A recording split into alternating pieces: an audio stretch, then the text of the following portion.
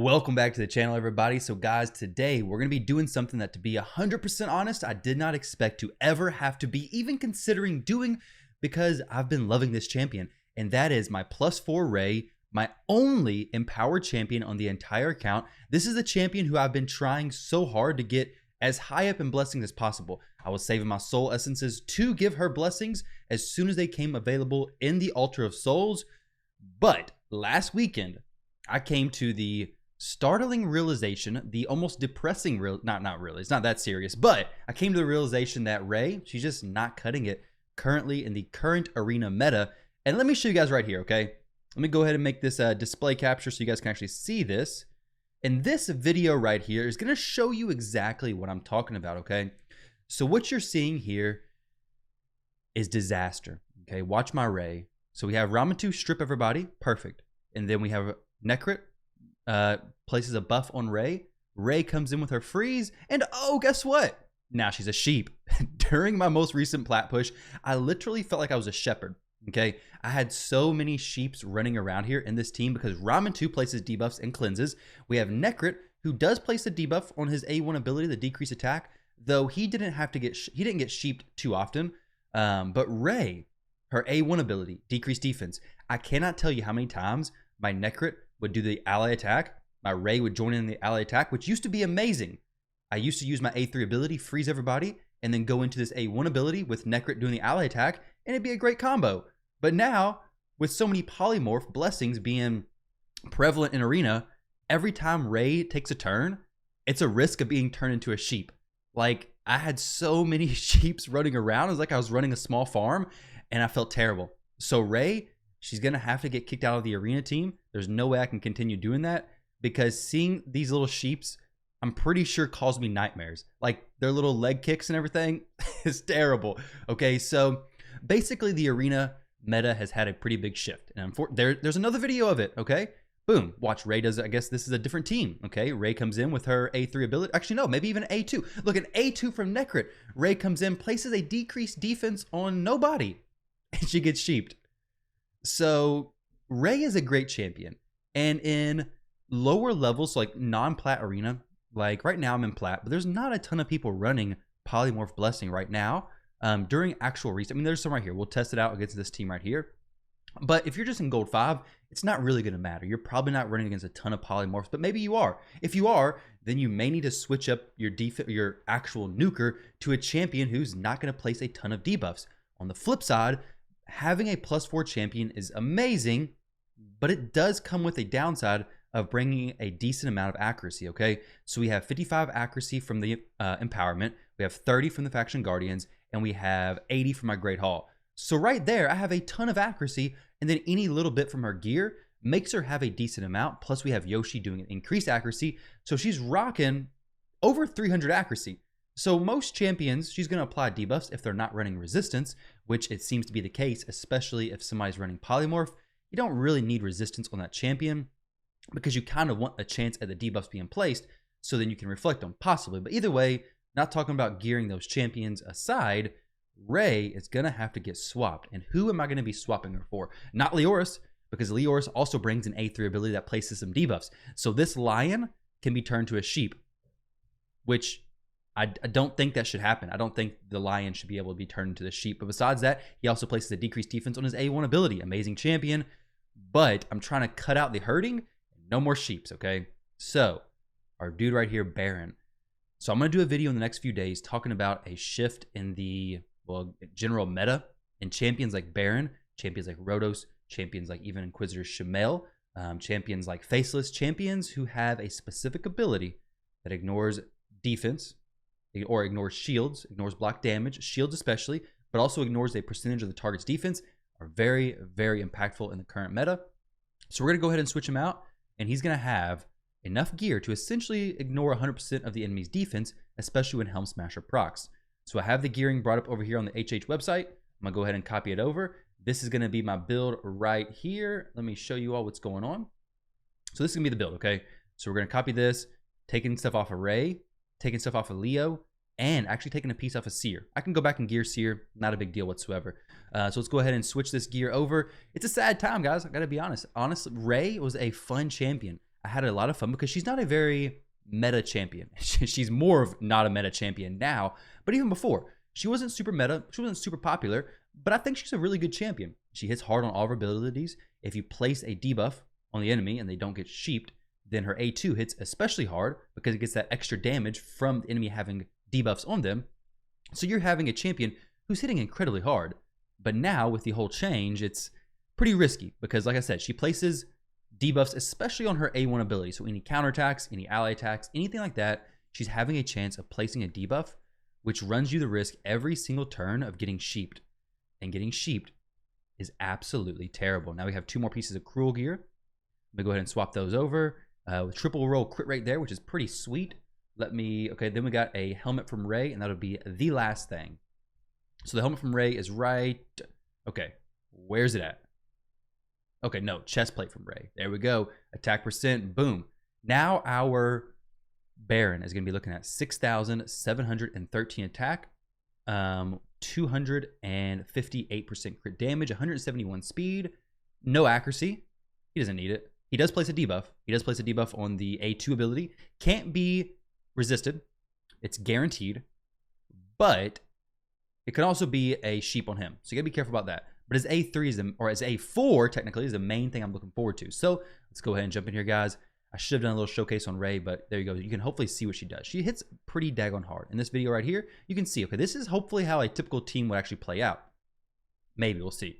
So we have Ray right here. This is in the exact same gear because she's been in that same gear for a long time. Okay, A1 ability, she hits pretty daggone hard.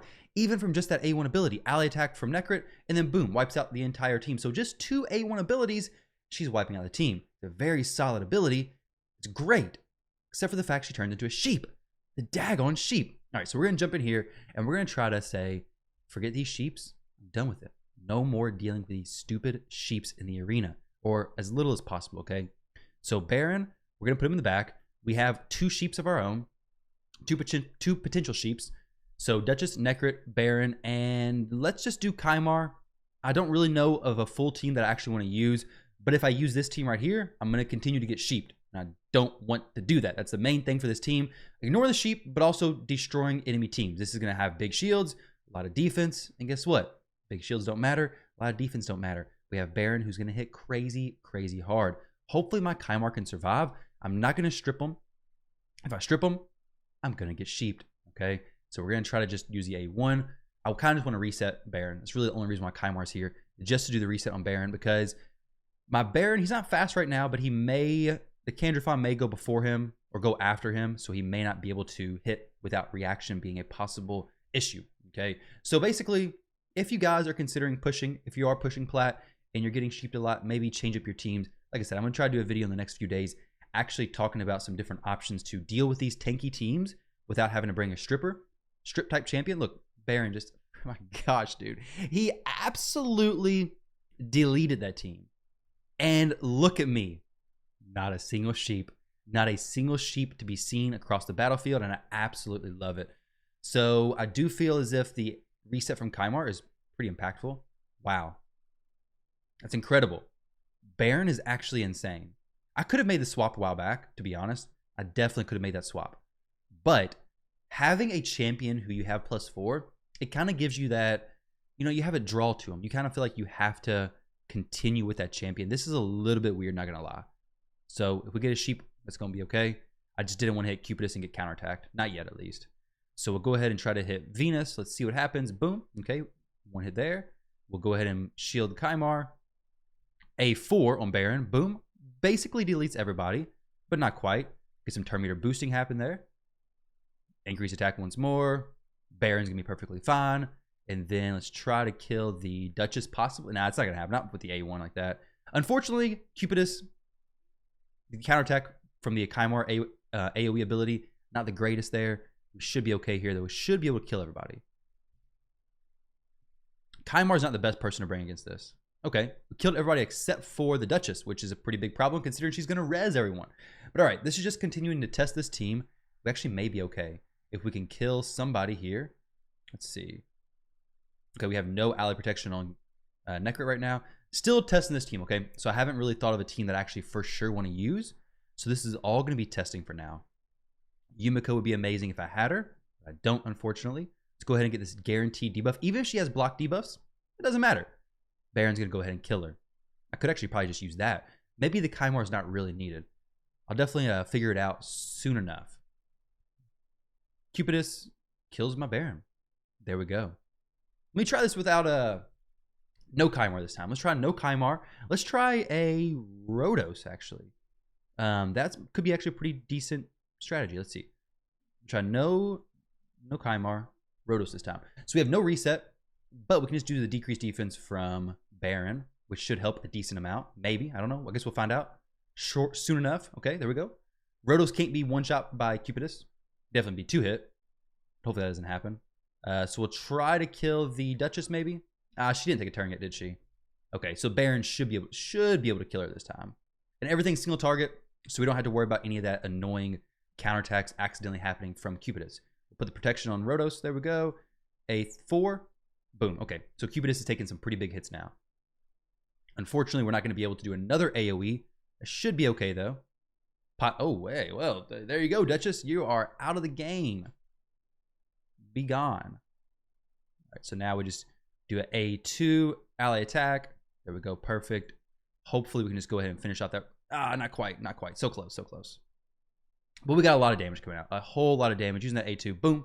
There we go. Perfect. 56 seconds. Not too bad, especially against a team that's as annoying as the Venus, Cupidus, Necrit, Duchess. This is actually one of the most annoying teams. This player has a good amount of player power. So, hey, there we go. And guess what? Not a single sheep to be seen. No more nightmares. No more nightmares. All right, we're going to try this again. Try another Venus, Cupidus team. I definitely don't expect this team to survive very great, but maybe it does. I don't know. We'll see. The ally attack's pretty annoying, but Necrit's pretty freaking awesome as well. That's unfortunate. The Hex. That's unfortunate too. So we'll try to kill the Necrit. I don't think. I gotta see how hard hitting his A1 actually is. So the Cupidus probably still has reaction working for him. So I'm just gonna go ahead and use this on the Necrit. Wait. Was that the decreased defense ability? And it didn't get placed? I thought it said guaranteed. Yeah, maybe I just used the wrong ability. That has to be what it is. There's no way that the guaranteed ability didn't actually get guaranteed for me. I'll check that out. I definitely just used the wrong ability. We'll res them and then see what I messed up there.